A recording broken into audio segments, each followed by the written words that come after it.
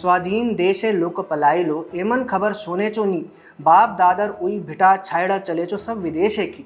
बांग्ला लेखक कपिल कृष्ण ठाकुर के उपन्यास उजान तलीर उपकथा में उल्लेखित इस गीत का हिंदी भावार्थ है कि स्वाधीन देश से लोग पलायन करें ऐसा सुना है क्या? बाप दादा की जगह छोड़कर सब विदेश जा रहे हो क्या? इन पंक्तियों को याद करने का कारण है बांग्लादेशी हिंदू, जिनकी स्थिति को लेकर यह गीत लिखा गया था। क्योंकि जिस बांग्लादेश में कभी 20% से अधिक हिंदू थे, आज उनकी संख्या मात्र 7 या 8% ही रह गई है। लेकिन अब ऐसा लग रहा है कि बांग्लादेशी हिंदू इन पंक्तियों को बदलकर स्वयं की नई पंक्तियां लिख रहे हैं या खींच रहे हैं। हम ऐसा क्यों कह रहे हैं, आज के वीडियो में आपको बताते हैं।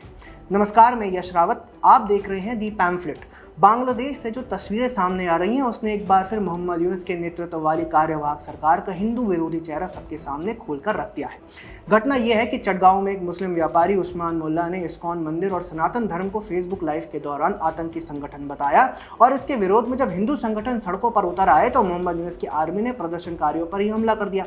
हम इसे हमला इसलिए कह रहे हैं क्योंकि प्रदर्शन के बाद रात को मुस्लिम और पुलिस और सेना के ज्वाइंट ऑपरेशन में हिंदू प्रतिष्ठानों पर हमला किया गया, जिसके वीडियो अब हर जगह वायरल हो रहे हैं।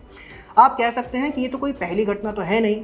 बांग्लादेश में अगस्त में शेख हसीना की सरकार गिरने के बाद से ही देश भर में हिंदुओं के ऊपर 200 से ज़्यादा हमले हुए हैं। तो फिर इस घटना में अलग क्या है? इस घटना के बाद चर्चा का जो विषय है वह यह है कि हिंदुओं का रेजिस्टेंस यानी कि प्रतिरोध। पहले बांग्लादेश के हिंदू सोशल मीडिया पोस्ट के विरोध में एकजुट होकर सड़कों पर उतरे, और फिर जब पुलिस और सेना ने दमन करने का प्रयास किया तो फिर इसका भी पुरजोर तरीके से जवाब दिया जा रहा है। दरअसल अगस्त महीने में स्टूडेंट प्रोटेस्ट के नाम पर हिंदुओं के नरसंहार का जो प्रयास किया गया, उसके बाद बांग्लादेश में बचे कुचे हिंदुओं के अस्तित्व पर ही संकट आ गया था। इस्लामी कट्टरपंथियों के हमलों से बचने के लिए बांग्लादेशी हिंदू जहां भी अपनी जान बचाने के लिए भागते, उन कट्टरपंथियों की भीड़ वहीं जाकर हिंदुओं को चुन चुनकर मार डालती। ऐसे में हिंदुओं के समक्ष एकजुट होकर लड़ने के अलावा कोई विकल्प नहीं बचा था। इसके बाद अगस्त महीने में पहली बार हिंदू अलग अलग शहरों में एकजुट हुए और सड़कों पर उतरकर प्रदर्शन किया।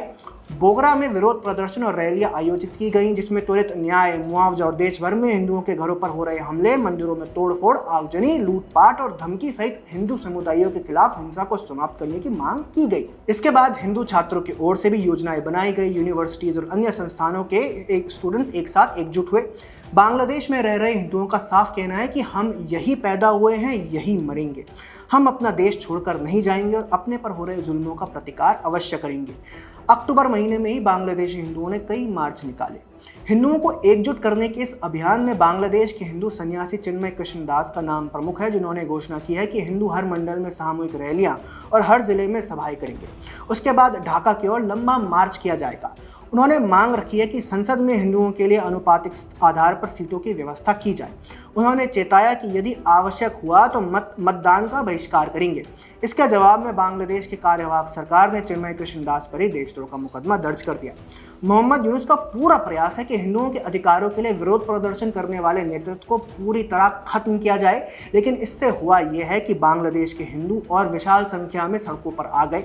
सनातन जागरण मंच ने चटगांव में एक विशाल रैली आयोजित कर अल्टीमेटम जारी किया और धमकी दी है कि अगर मामला वापस नहीं किया गया तो वे विरोध प्रदर्शनों की एक श्रृंखला शुरू कर देंगे। यही प्रतिकार बांग्लादेश के हिंदुओं को अलग पंक्ति में खड़ा कर रहा है।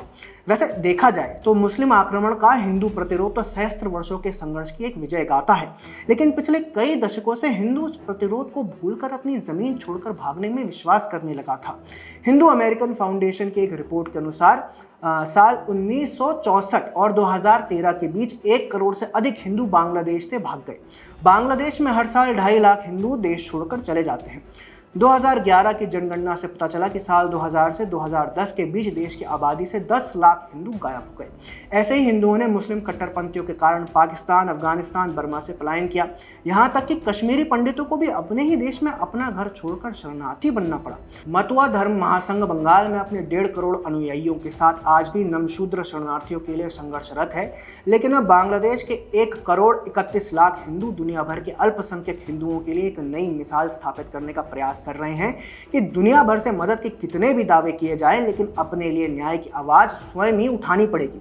जिन बांग्लादेश के हिंदुओं के पास 3 ही रास्ते थे, या तो वे आत्महत्या कर लें, या मतांतरण कर मुसलमान बन जाएं, या पलायन कर जाएं। उन्होंने स्वयं के लिए चौथा विकल्प तैयार किया है, वो है लड़ने का और लड़कर जीतने का।